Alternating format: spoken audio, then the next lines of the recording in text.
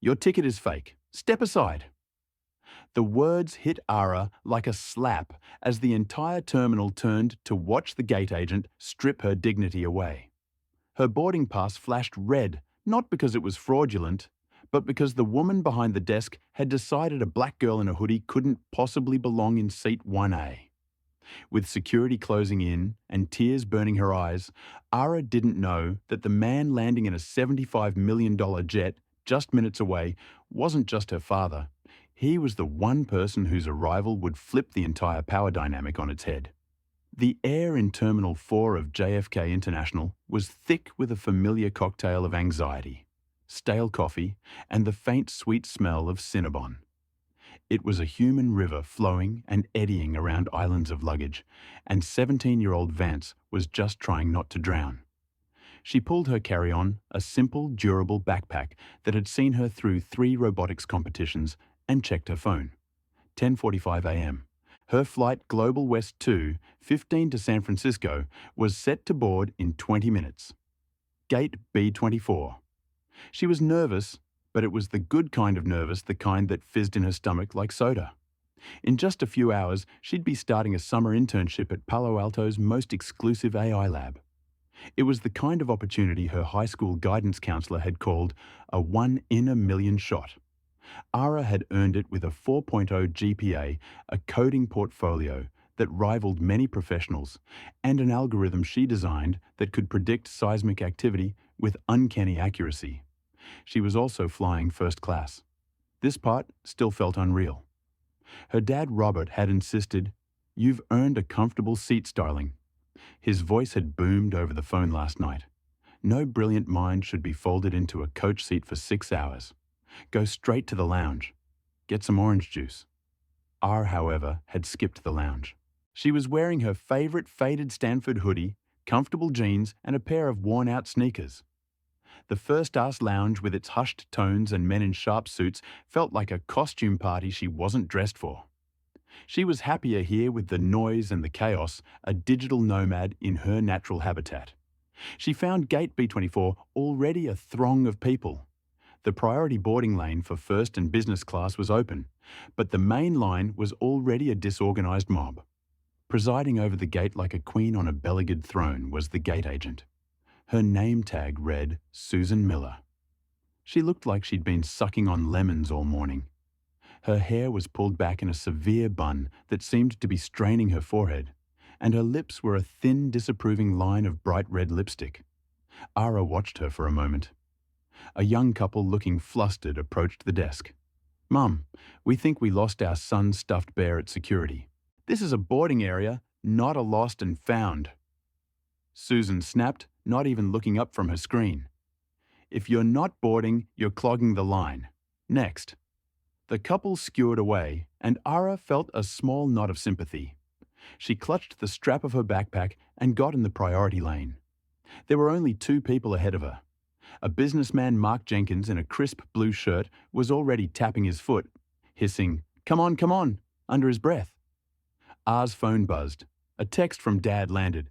"See you soon, Starling. The team is ready for you." Ara smiled. He must have landed in San Francisco early for his own meetings. The team was what he called her mentors at the internship. She typed a quick reply. "Boarding now. Can't wait. Love you." Mark Jenkins was waved through. Ara stepped up to the podium. "Hi," Alara said, offering her brightest smile. She held out her phone with the digital boarding pass and her passport as required. Susan Miller didn't look at her phone. She didn't look at her passport. She looked Ara up and down. The hoodie, the jeans, the sneakers, and Ara knew her skin. Priority boarding is for first class and platinum members only. "Honey," Susan said, her voice dripping with a sickly false sweetness. "The line for general boarding is," she gestured vaguely, "over there." "Oh, I am in first class," Ara explained politely, pushing her phone slightly closer. "Sat 1A. Susan's eyes snapped to the phone screen. Her polite facade cracked, revealing the raw disdain beneath. "Sat 1A. She repeated it not as a confirmation, but as an accusation. She snatched the passport from Ara's hand. She scanned it, then looked back at Ara. Vance. Yes, that's me. Susan's eyes narrowed. This ticket was booked 2 days ago. A last-minute first-class seat to San Francisco. Costs about $8,000. Ara blinked, her stomach tightening. I guess my father booked it. Your father? Susan's smile was a razor right. She began to type furiously into her computer. Clack, clack, clack, clack, clack. The sound was aggressive, punctuated by a hard ping from the terminal. Well, this is a problem, Susan said, leaning back in her chair with a look of profound satisfaction. A problem? Is my seat okay? No, your seat isn't okay. Susan said, her voice rising loud enough for the people nearby to turn and look. This ticket has been flagged. Flagged for what R's heart started to pound. Fraud, Susan said, letting the word hang in the air. Stolen credit card information. It's a common scam. People buy these expensive tickets, hope to board, and then the chargeback hits. But you, she leaned in. You're not even a good scammer.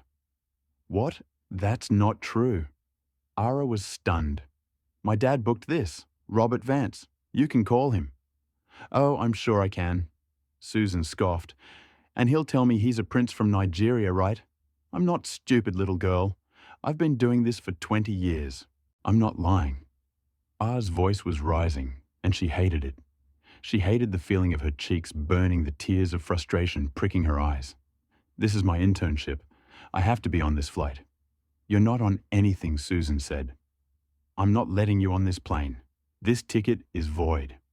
And then, in a move of pure spiteful theatre, Susan Miller tapped a key on her console and Ara's digital boarding pass on her phone turned from a valid blue QR code to a red angry cancelled. Next in line, Susan shouted, looking past Ara as if she no longer existed. I'm not going to delay this flight for a thief.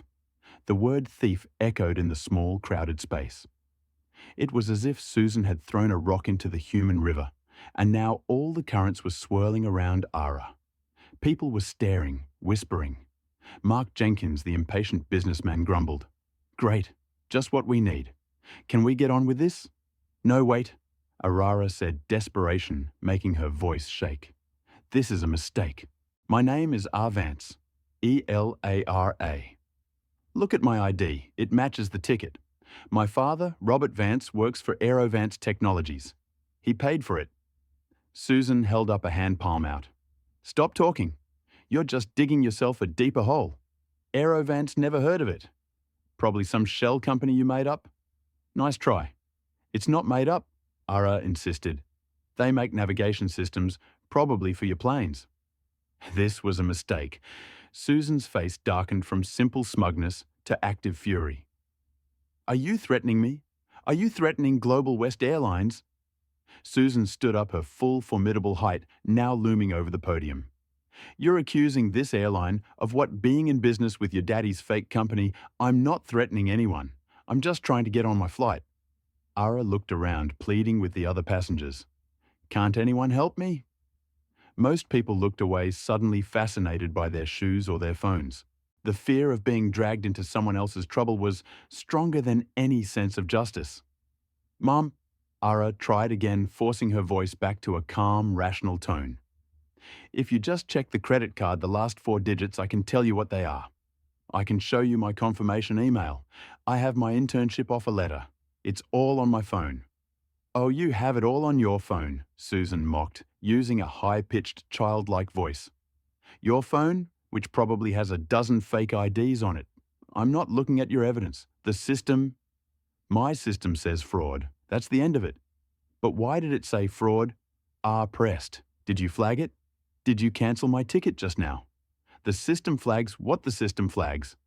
Susan said evasively. It's my job to stop people like you from getting on. People like me, Ara said, her voice dropping. The implication was as clear as the bright red candle on her screen. Susan's eyes glittered. People who don't belong. People who think they can just waltz in here with a $5 hoodie and claim an $8,000 seat. This is first class, honey, not a city bus. The cruelty of the comparison hung in the air, thick and toxic. I'm calling security. Susan announced, picking up the phone at her desk. "We have a potential trespasser at B24. A young woman non-compliant attempting to board with a fraudulent ticket." "I'm not non-compliant," Alara cried, as the first real tear escaped and rolled down her cheek. She wiped it away angrily. "I'm a ticketed passenger. You're the one who won't listen."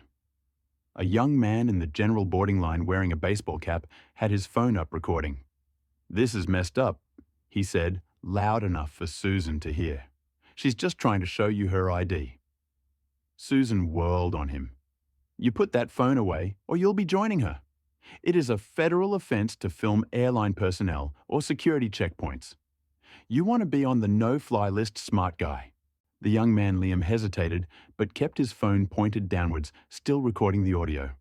"Security is on their way," Susan said, hanging up the phone and giving Alara a triumphant smirk. "You can give them your offer letter. Maybe they'll give you a ride downtown." The final boarding call for Global West 215 to San Francisco began to blare over the intercom. The door to the jet bridge was open. The rest of the priority passengers were streaming past, pointedly not looking at the crying girl. Ilara felt her future slipping away. This internship was her life. She had to be in Palo Alto by 7:00 p.m. for the orientation dinner. If she missed this flight, she'd miss the dinner. She'd miss her first day. She would fail before she even began. She was trapped, humiliated, and utterly alone. Her phone buzzed in her hand. She looked down, half expecting it to be her dad again. But it wasn't. It was an alert from her projects folder, a private app she'd built for her dad's company. The alert read, "Odeon Tarmac, stand by for PAX manifest." Odyssey. That was her dad's name for. Before she could process the thought, two uniformed airport security officers, Officer Chen and Officer Rodriguez, arrived. Their faces impassive, but their presence immediately escalating the tension. "This is her," Susan said, pointing a crimson-nailed finger at Ara. Vance tried to use a stolen credit card for a first-class seat. She's been belligerent and is refusing to leave the gate. Officer Chen was a tall man, his face carved with a kind of permanent exhaustion that only comes from working in an airport. His partner Rodriguez was younger, more rigid. "Mom," Officer Chen said to Ara, his voice a low, neutral rumble. "I need you to step away from the podium, please. We need to talk." "I haven't done anything wrong," Ara said. But she complied, taking a few steps back. She felt like a specimen in a jar. The entire gate area was now watching her. The last of the first-class passengers hurried by, eager to escape the drama. "Miss Miller, you're claiming the ticket is fraudulent," Chen asked, turning to Susan. "That's right," Susan said, crossing her arms. She was in her element now, a performer on a stage of her own making. She came up here dressed like that demanding to board. I checked the system and it was flagged for a fraud review. When I questioned her, she got loud, started making up stories about her daddy's company Aerovance or some nonsense. "It's not nonsense," Alara interrupted, her voice cracking. "It's Aerovance Technologies. They're a major DoD and aerospace contractor. They make the guidance systems for the new Boeing fleet and for Gulfstream jets." Susan let out a loud theatrical laugh. "Oh, a DoD contractor and Gulfstream. Honey, you've been watching too many movies. Now you're a spy, not just a thief." "Mom," Officer Rodriguez said, turning to Ara, his voice sharp. "I need you to be quiet while you're—" He paused, correcting himself. "While Miss Miller explains the situation." "She's not explaining." Ara shot back, her frustration boiling over into anger. "She's lying. She made the ticket get cancelled. I saw her do it. She didn't like the way I looked, and she cancelled my flight." A gasp went through the small crowd. Liam, the amateur videographer, muttered, "Whoa," and Ara knew he'd caught that. Susan's face went rigid. "Officer, she is accusing me of a crime. She is delusional. I want her arrested. She's a security risk." "We'll determine that, Mom," Officer Chen said calmly. He turned back to Ara. "Miss Vance, is it? May I see your ID, please?" Handed him her passport. He studied it. He looked at her. He looked back at the passport. And you have a confirmation email or a record of the purchase, yes. Ara unlocked her phone and with trembling fingers pulled up the email. It was from her dad's executive assistant, complete with the Global West confirmation number, the receipt, and a note. Ara, your father insisted on 1A. Have a wonderful flight. Chen studied the email. The confirmation numbers match. They're sophisticated. Susan cut in, leaning over the podium. They can fake emails, fake anything. Officer, the airline system is what's relevant here. And my system says fraud. Are you going to believe this child? Or a 20-year veteran of Global West Airlines? It was a power play and it was working. Chen and Rodriguez were airport security. Their jurisdiction was the terminal, but the gate agent's authority over the manifest was absolute. Mom, the airline, has the right to refuse service.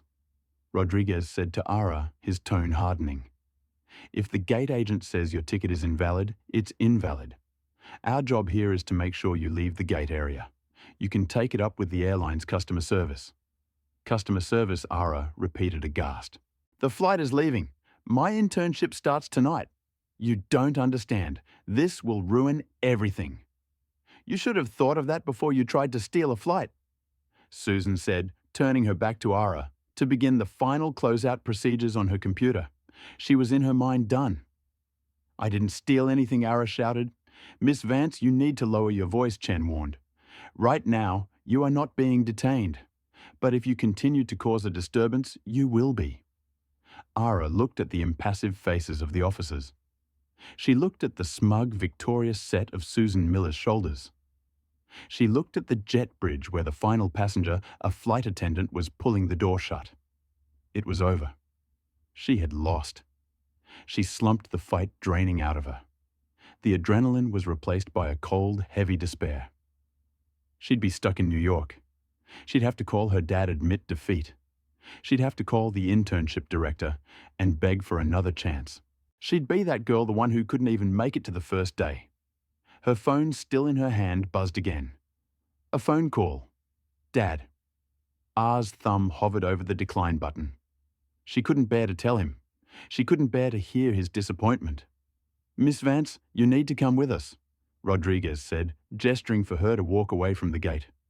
Just 1 second, Elara whispered. Please, I have to take this. She answered the call, starling her father's voice. It wasn't the boomy, cheerful voice from last night. It was sharp, focused, and close. Too close. Dad, she said, her voice a small squeak. Ella, what's your status? My team at the hangar said you never checked into the private terminal. I sent a car. Where are you? Ara's brain short-circuited. Private terminal. What? Dad, I'm at gate B24. I was flying Global West, remember? There was a heavy silence on the other end of the line. So heavy. Ara thought the call had dropped. Ara, her father said, his voice now dangerously quiet. I cancelled your Global West ticket 2 hours ago. I'm in New York. I landed at Tetboro. The plan was to fly together to San Francisco. My text landed. See you soon. I meant here in New York. The G700 is waiting for you. AR's world tilted. You cancelled it. Yes.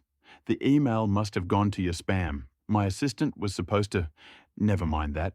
His voice was all business. Why are you at gate B24? Because Ara looked at Susan. She looked at the officers. Because they wouldn't let me leave. The gate agent. Her name is Susan Miller. She said my ticket was fraudulent.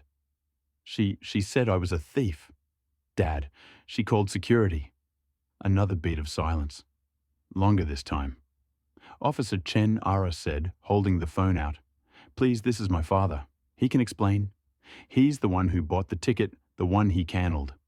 Chen hesitated, but took the phone. So this is Officer Chen with JFK Port Authority. I'm here with a Miss Aurora Vance. Elara watched as the blood drained from Officer Chen's face. He stood up straighter, his airport cop slouch disappearing. Yes, sir, Chen said into the phone. Yes, Mr. Vance. I understand, sir. Right now, sir. This is a secure terminal. Chen paused, listening. His eyes widened. Yes, sir. I understand. I'll tell them. He hung up and handed the phone back to Arara as if it were a delicate bomb. He looked at his partner, Rodriguez. He looked at Susan, who was watching with a confused, annoyed expression. "What?" Susan demanded. "What did Daddy say?" "That his check's in the mail." "Miller," Officer Chen said, his voice now devoid of all its earlier neutrality. It was cold. "You need to reopen that ticket." "I will not," Susan said. "The flight is closed and that ticket is flagged for fraud." "The ticket was flagged," Chen said, "because it was refunded. It was cancelled by the original purchaser 2 hours ago." "Mr. Vance." Susan's smugness faltered, a flicker of confusion in her eyes. "So I was right. She had a cancelled ticket. She was trying to steal a flight." "No." Elara said, the pieces clicking into place, her father's logic mapping onto the situation. "No, that's not what happened. You didn't see a fraud flag, did you? You just saw a cancelled ticket. But you didn't say cancelled. You said fraud. You said stolen credit card. You made that up." I misinterpreted the code." Susan stammered, backpedaling. "The system, 10C, it can mean either." "But you didn't check, did you?" Pressed, her confidence surging back. "You just saw me in my hoodie, and you assumed. You told them I was a thief.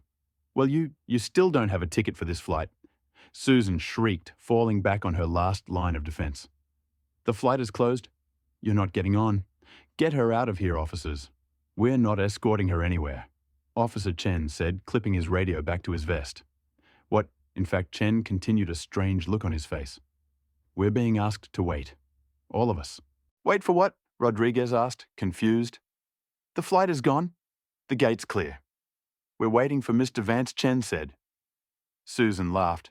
"Is he going to call in on a rotary phone from his DOD basement? I don't have time for this." "No, ma'am." Officer Chen said, looking past Susan, past the gate toward the main terminal concourse.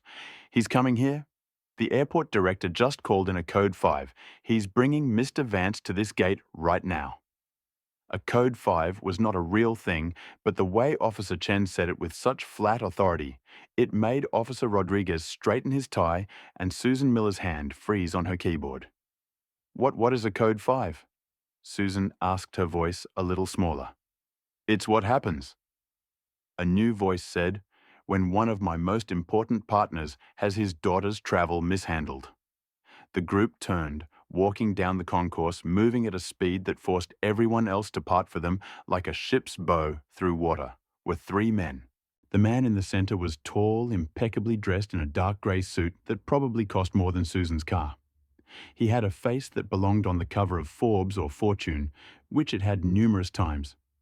He was radiating an aura of cold, condensed power. This was Robert Vance. On his left was a man Elara didn't recognize in a slightly less expensive suit, holding a tablet and speaking quietly into an earpiece. His assistant on his right, however, was a man Susan Miller recognized instantly.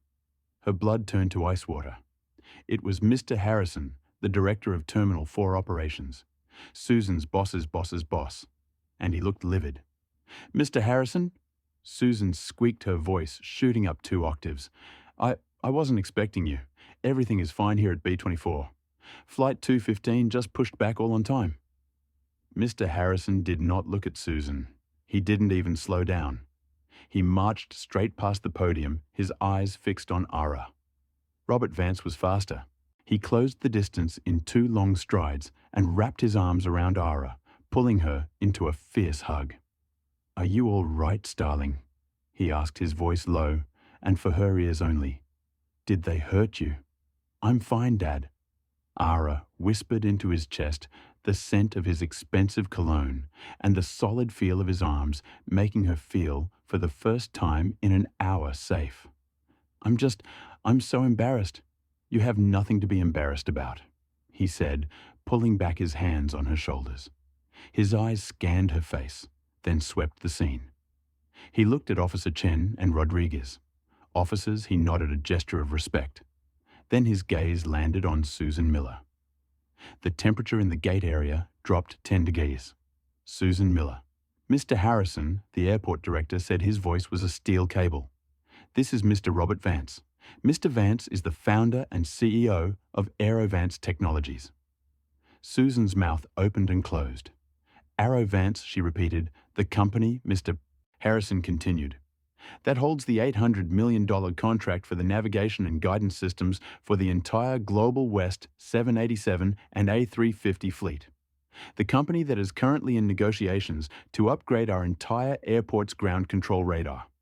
He is, in short, one of the most important business partners this airport and this airline have.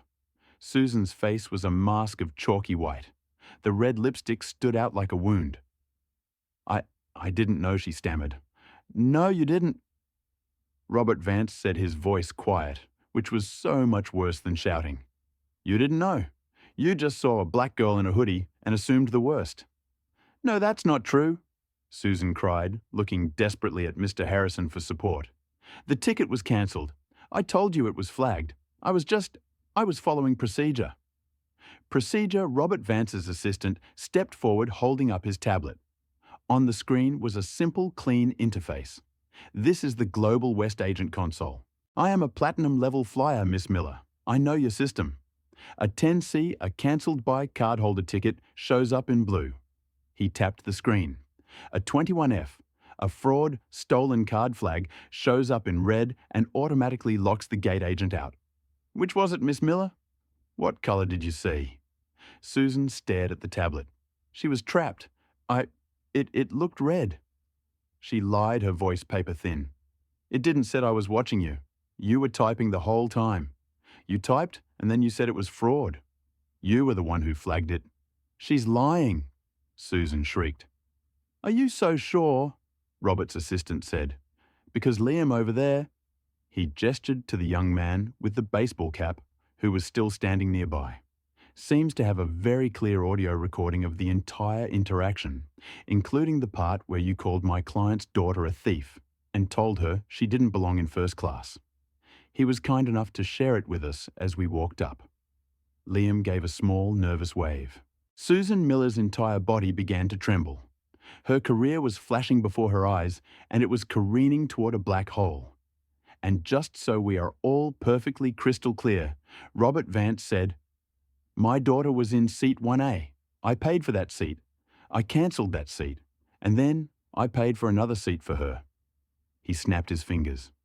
His assistant handed him a new, crisp paper boarding pass printed on heavy card stock from a private terminal. He held it out not to Susan, but to Mr. Harrison. This was her actual flight, Robert said. Mr. Harrison took the pass. He read it. His eyebrows shot up. Flight RV700, he read aloud. Destination San Francisco. Passenger ARA Vance. Seat 1A. He looked at Robert. RV700. That's a tail number, not a commercial flight. That's correct, Robert said.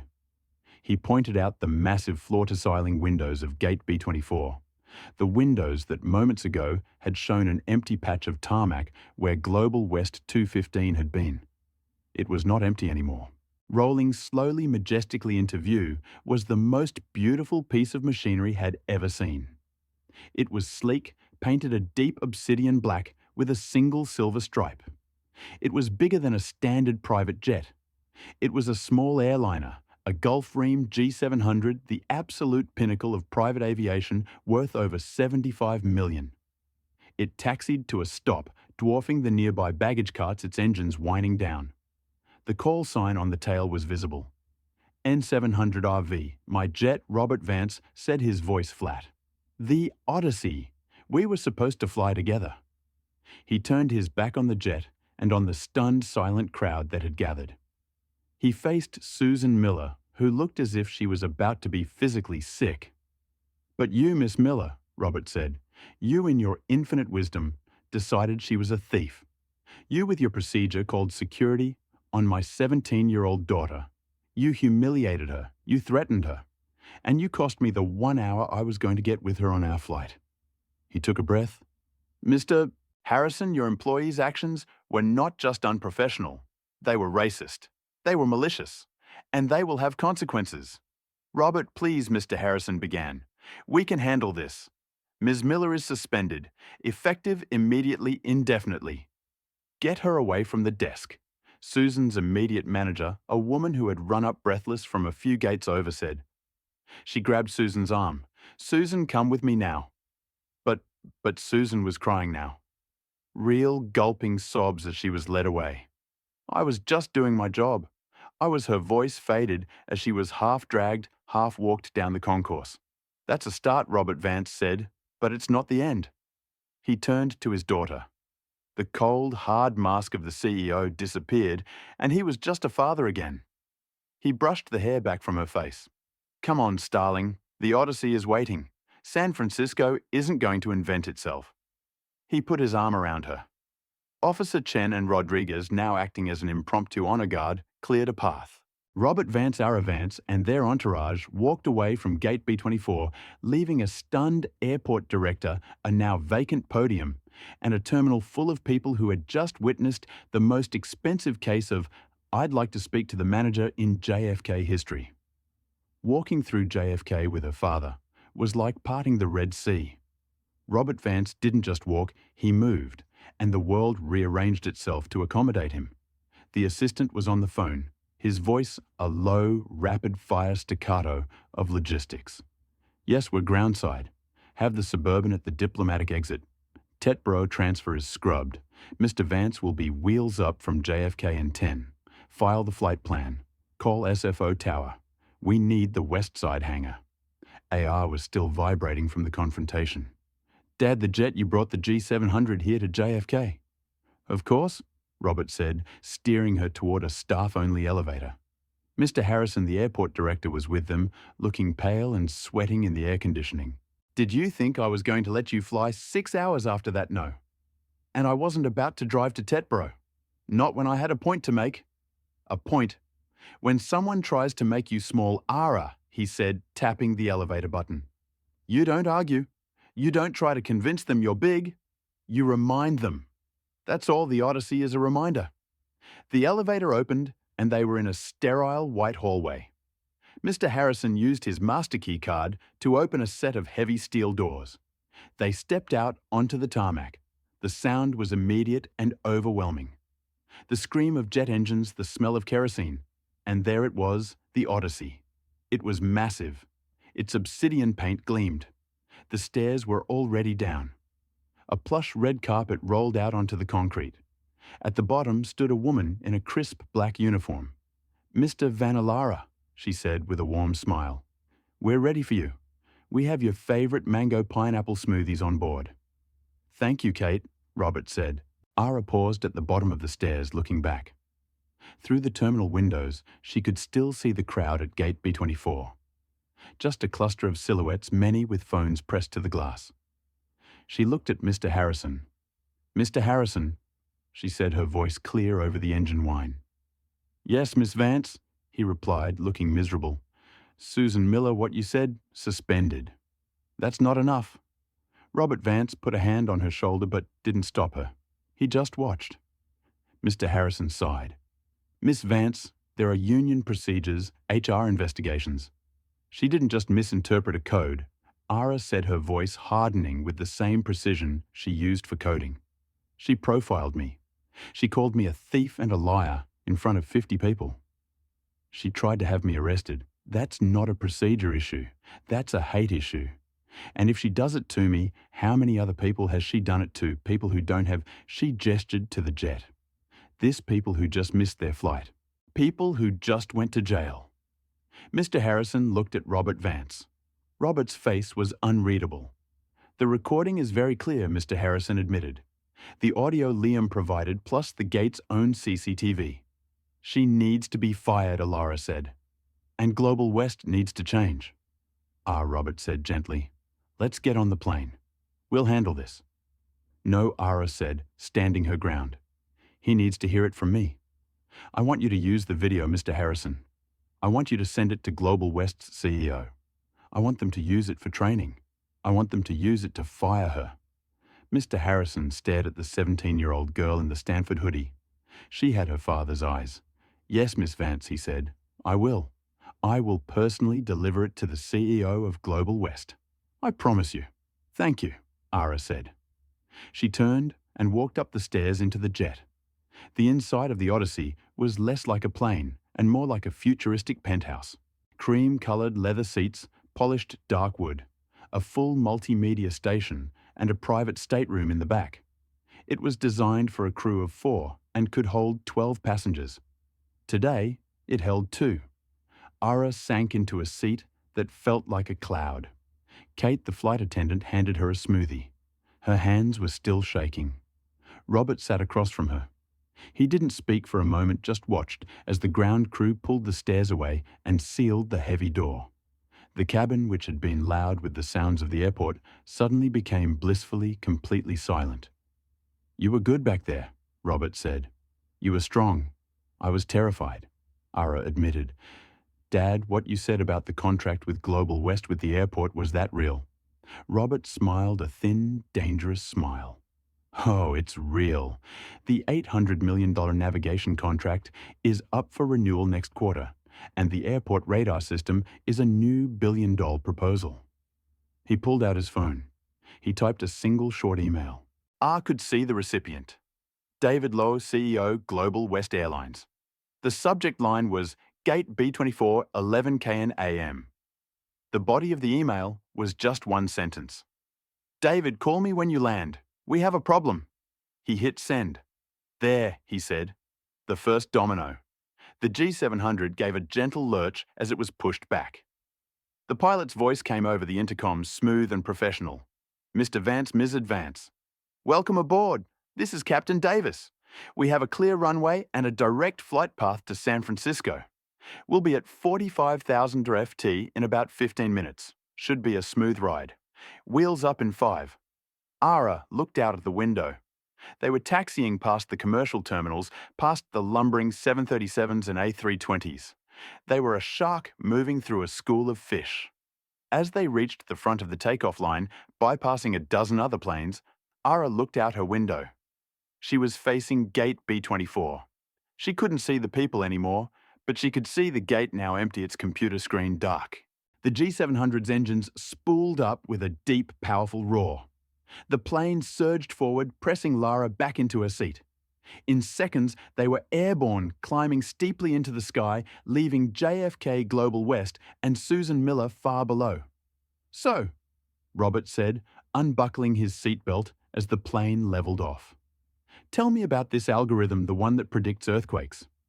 And just like that, Ara was no longer a victim. She was a coder. She was a Vance. And she was on her way to San Francisco. For Alara, the next 6 hours were an oasis of calm. She and her father ate a gourmet meal. They discussed her internship, and he even helped her debug a tricky section of her code. By the time the Odyssey descended over the golden hills of the Bay Area, the incident at JFK felt like a bad dream. For Susan Miller, the nightmare was just beginning. She was not, as her manager had promised, taken to a quiet HR office. She was taken to Mr. Harrison's office, which was in a different terminal. The walk was a walk of shame. Every Global West employee they passed, pilots, flight attendants, other agents, saw her red-faced sobbing, being escorted by the station manager. The rumour mill was already churning. "I heard she assaulted a passenger." "No. I heard she was stealing miles." "I heard she let a guy with a fake passport on a flight." The truth, when it came out, would be both more mundane and more explosive. Susan sat in a hard-backed chair outside Mr. Harrison's office for 45 minutes, her suspension without pay form already in her trembling hand. When she was finally called in, Mr. Harrison was not alone. A sharp woman in a severe black suit was with him. Her name was Brenda Woods, and she was the head of Global West's in-house legal counsel for the New York region. "Miss Miller," Brenda began. "No pleasantries. I've reviewed the CCTV footage from Gate B24. I've listened to the audio recording provided by the passenger, and I've read the preliminary incident report from Officer Chen. It was a mistake," Susan said, her voice raw. "The system, the code." "I got confused. You called a 17-year-old girl a thief," Brenda said, reading from a printout. "You told her she didn't belong. You accused her of using a fake credit card. You refused to look at her identification or her confirmation email." And then Brenda looked up, her eyes like ice. "You lied to 2 Port Authority officers an act which could have resulted in her, a minor, being arrested. I, I was protecting the company from fraud. You were the fraud, Miss Miller, Brenda snapped, and Susan flinched. There was no fraud flag. The system showed a 10C, a simple cancellation. It was blue. You knew it was a cancellation, but you chose to escalate. Wise Susan was silent. She couldn't say the truth. She couldn't say because she looked like a punk, because she was arrogant, because she was a black girl in a hoodie who thought she was better than me. She couldn't say that, so she said nothing. Your actions today, Ms. Miller, have put this airline in. Brenda paused, searching for the word. Catastrophic jeopardy. Do you know who Robert Vance is, the navigation guy? Susan whispered. The navigation guy, Brenda, laughed a short barking sound. He's not the navigation guy. He is our single largest technology vendor.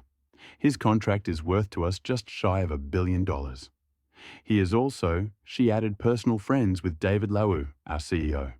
They were roommates at MIT. Susan's last bit of hope evaporated.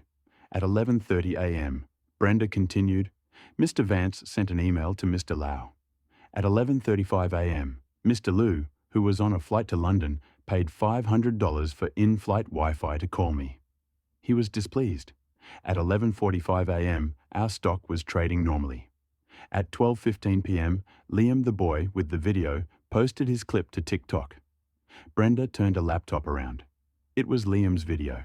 It was grainy, shot from a low angle, but the audio was crystal clear. Susan voice. This is first class, honey, not a city bus. Voice. I'm not lying. Please just check. Susan voice. I'm calling security. We have a potential trespasser attempting to board with a fraudulent ticket. It has, Brenda said, 1.2 million views as of 5 minutes ago. The hashtag #UGateAgent Susan is number 3 on Twitter. Number 1 is Global West. Susan made a small wounded sound. So Miss Miller, Brenda said, closing the laptop.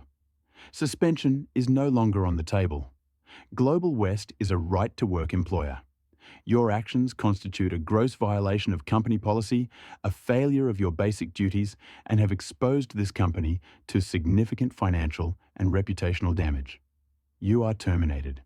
Effective immediately. You can't. Susan sobbed. I have 20 years. My union, your union rep is waiting outside. Brenda said. He's already seen the video. He's not optimistic about your chances. Your terminal access is revoked. You will be escorted from the building. Your personal effects will be mailed to you. Please, Susan begged. Please, I'll apologize. I'll do anything. I have a mortgage. You should have thought of that, Brenda Woods said, before you tried to play God at Gate B24. Get her out. The days that followed were a blur of public humiliation for Global West and a private spiraling hell for Susan Miller. The public karma, the stock. The video, dubbed the Gate B24 incident, went viral on a global scale. Global West stock, which had been stable, dipped 12% in 2 days as the story was picked up by major news outlets. The 12% drop represented a market cap loss of over $1.4 billion. The contract, Robert Vance was true to his word. He did not renew the $800 million navigation contract. He publicly announced that Aerovance would be signing an exclusive deal with Global West's main competitor, citing a misalignment of corporate values with his former partner. The CEO, David Lau, the CEO of Global West, had to cut his London trip short.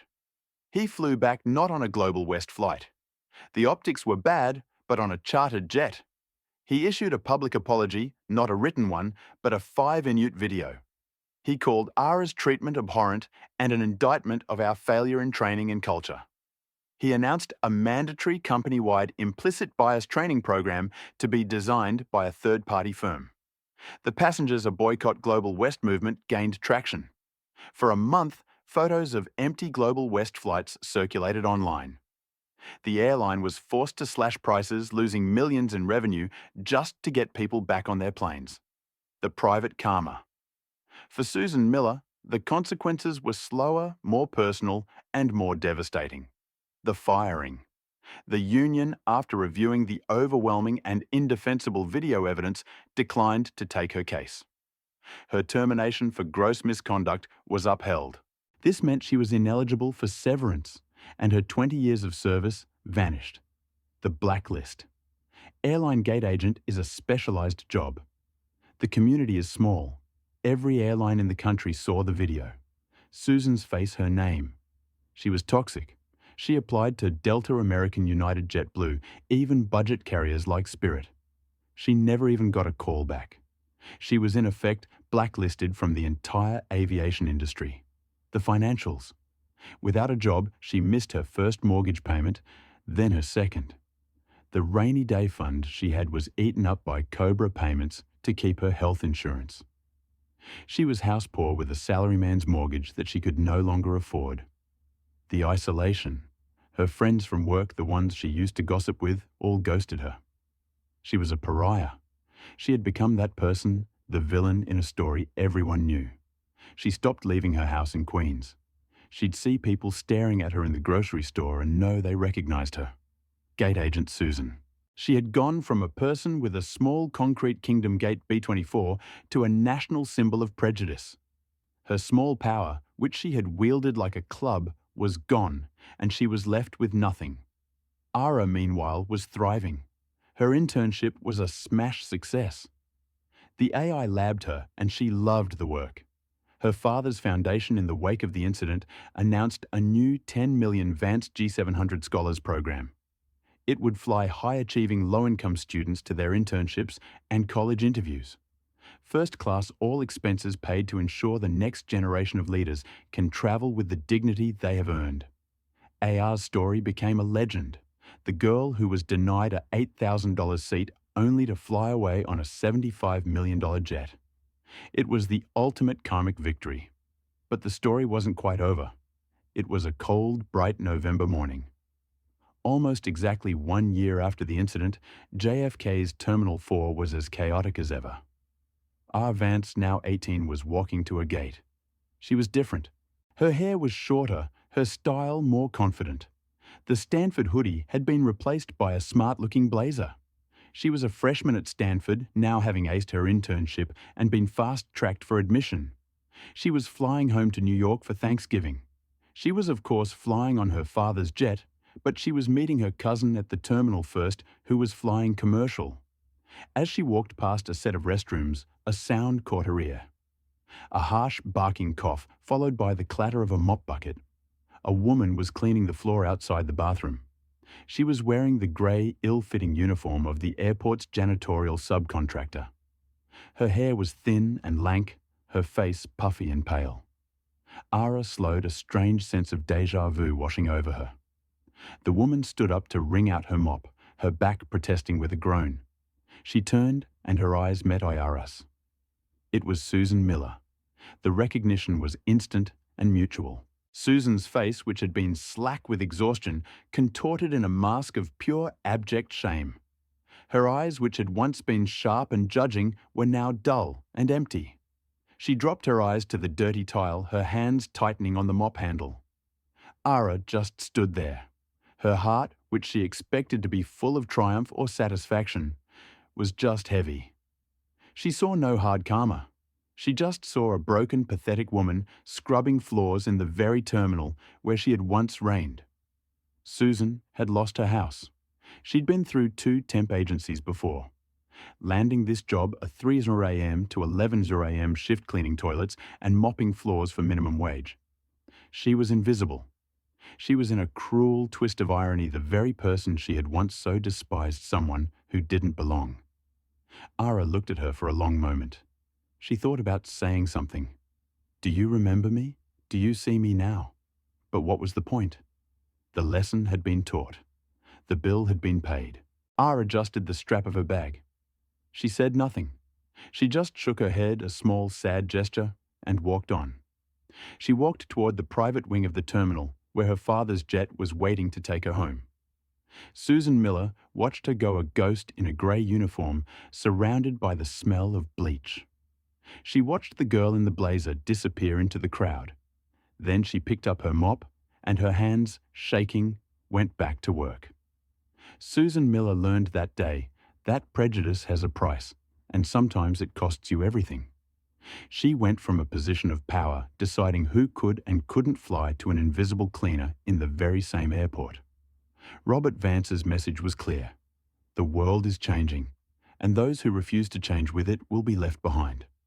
Alara's story is a powerful reminder that dignity isn't negotiable, and you should never ever judge someone by their hoodie. What did you think of the hard karma Susan faced? Was it deserved? Or was it too much? Let us know your thoughts in the comments below. We read every single one. Thank you for watching. If you believe justice was served, like this video, share it with a friend who needs to see a story where the bully finally gets what's coming to them. And of course, subscribe to our channel and hit that notification bell for more real-life stories where karma always wins. This